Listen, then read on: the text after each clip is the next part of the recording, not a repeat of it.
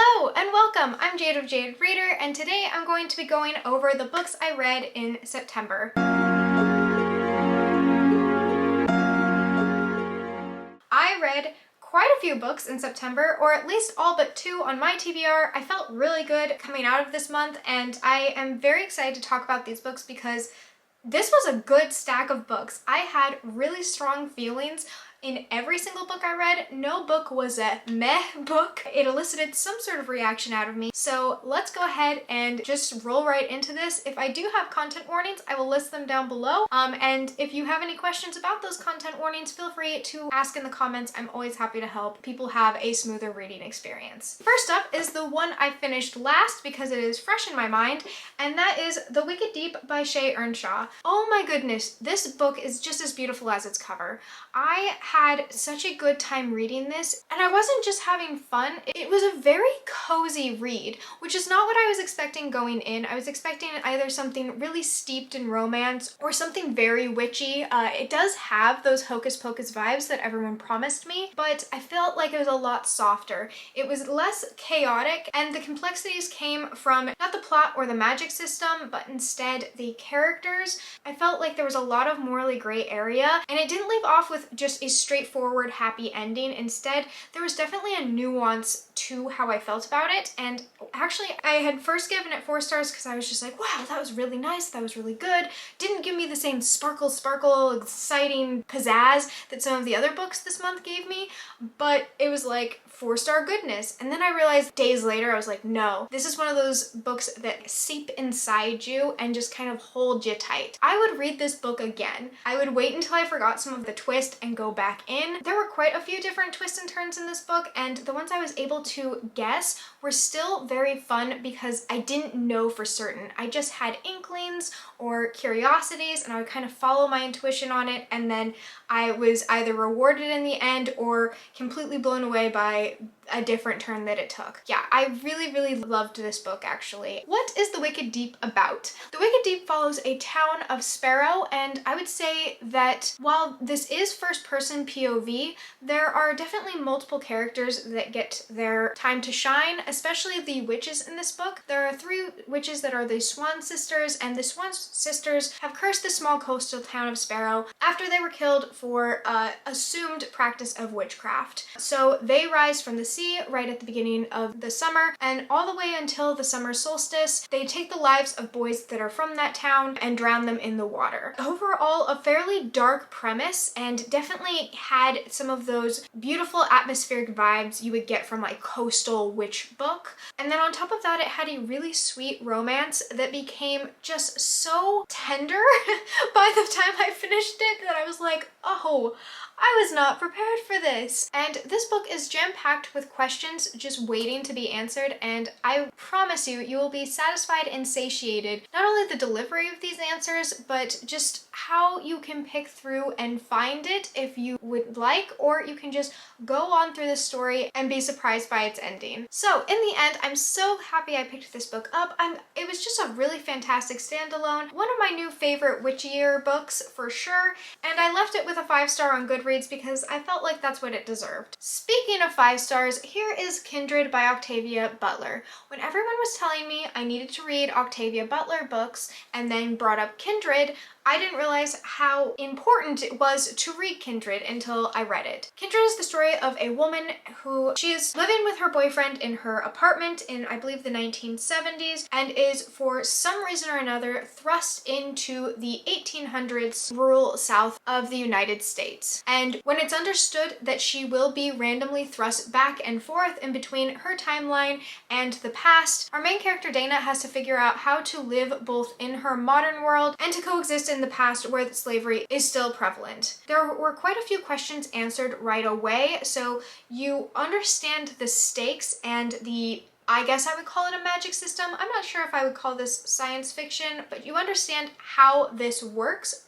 pretty quickly, and it is a devastating conclusion. I'm just going to say everything about this book was absolutely devastating, and I would recommend this to just about anyone. I would be careful with some of the content warnings that are obviously in this book. It is by no means a light and breezy easy read. Somehow Octavia Butler managed to give small moments of lightness or humor, and the way that she crafts this story in the first place is absolutely magnificent. But definitely go into this book understanding the content warnings. I had a trigger warning for hangings that I was able to find, pinpoint, and skip over. That will be listed along with the other content warnings down below. Go in carefully, but go in knowing that you are in for a hell of a ride and just a really well written book that I cannot believe isn't being read in schools. Maybe it is now, but it definitely wasn't being read when I was in school, and I really wish it was, because there is a lot to learn from this book and a lot of messages, while also just being a well written and intriguing story. A book I will not be talking about as much in this wrap up because it's going to get its own separate review is The Beautiful by Renee Ahdieh. I loved this book so much I picked up the next one, completely deviating from my TBR to pick up The Damned, also by Renee Ahdieh. These books took me by surprise. The Damned specifically because I went into reviews for The Damned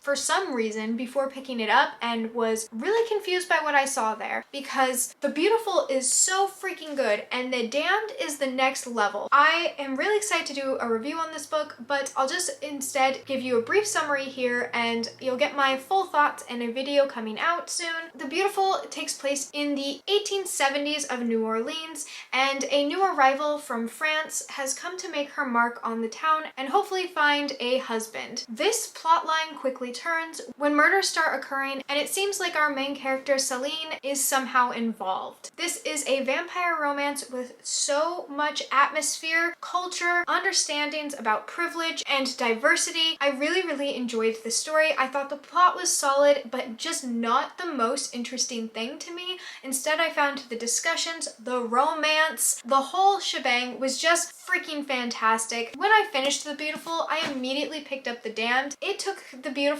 to a whole new level. Renee Ahdieh could have just given us a vampire romance story and then followed it up with more vampire romance, and instead she expanded the world, took a pause on the romance, and really just did a number on me by exceeding all of my expectations. I felt like there was further character development. The romance was still there, but it also didn't take center stage. Instead, the world building was expanded upon in a way that I was really happy with, and I was confused as to why other people didn't feel that way. Because it is a sequel, I won't give you a summary of it because I think it gives away a little too much, but it was a fantastic middle to the series, and I'm really looking forward to completing this trilogy when the third one comes out. I believe it's called The Righteous, and I think the cover is disgusting, but I'm still going to read it because damn, this story has been beautiful. Yes, I'm cheesy, I just don't care. Next up, we have Son of the Storm by Sui Davies Onkambawa. Alright, so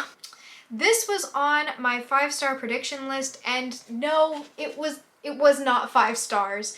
It was not a 5-star read for me, and while I'm a bit sour on that, I have to say I had a lot of fun reading it. I buddy read it with my friend Rachel, and we had a heck of a time with one of the characters. I feel like this story would have much improved by taking some of those chapters out or further developing the characters that we were already working with. So, what is Son of the Storm all about? Son of the Storm follows Donzo, our main character, and he's growing up in a fortified city that just had all of its borders closed. The reasons as to why that is unknown at the beginning of the book, and you are following Donzo, who is a middle-class citizen of mixed race. He would be a lower caste, except for that he goes to a university which gives him a higher prestige in his city. Donzo finds out a lot about himself as far as who he is as a person, understanding both his privilege and how he has been mistreated, and when he embarks on an adventure, he finds out quite a bit more about his lineage, who he is, and what power he has.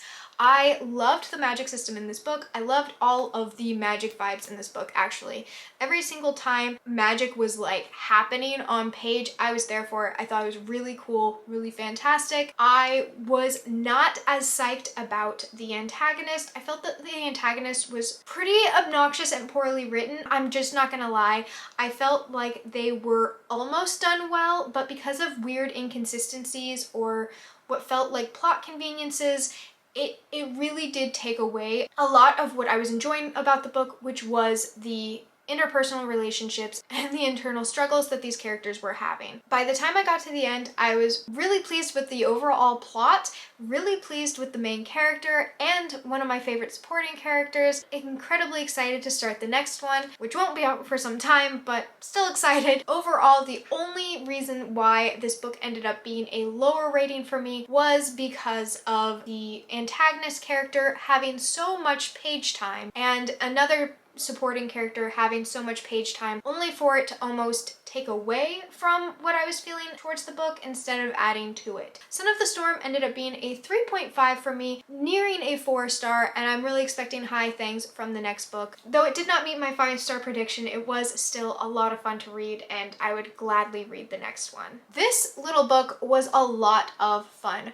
Trisha Levenseller is really good at just throwing you into a crazy idea for a plot, having chaotic characters, and then just sending them on their way to do God knows what. I would say I was reading both a villain origin story and their love story at the exact same time, and I was there for it. These characters were unapologetically selfish, definitely a bit cruel, and I was having a lot of fun. I can't lie. Like, I liked that there was not really a nuance at all as far as I was concerned with these characters. I was like, you guys are not good people.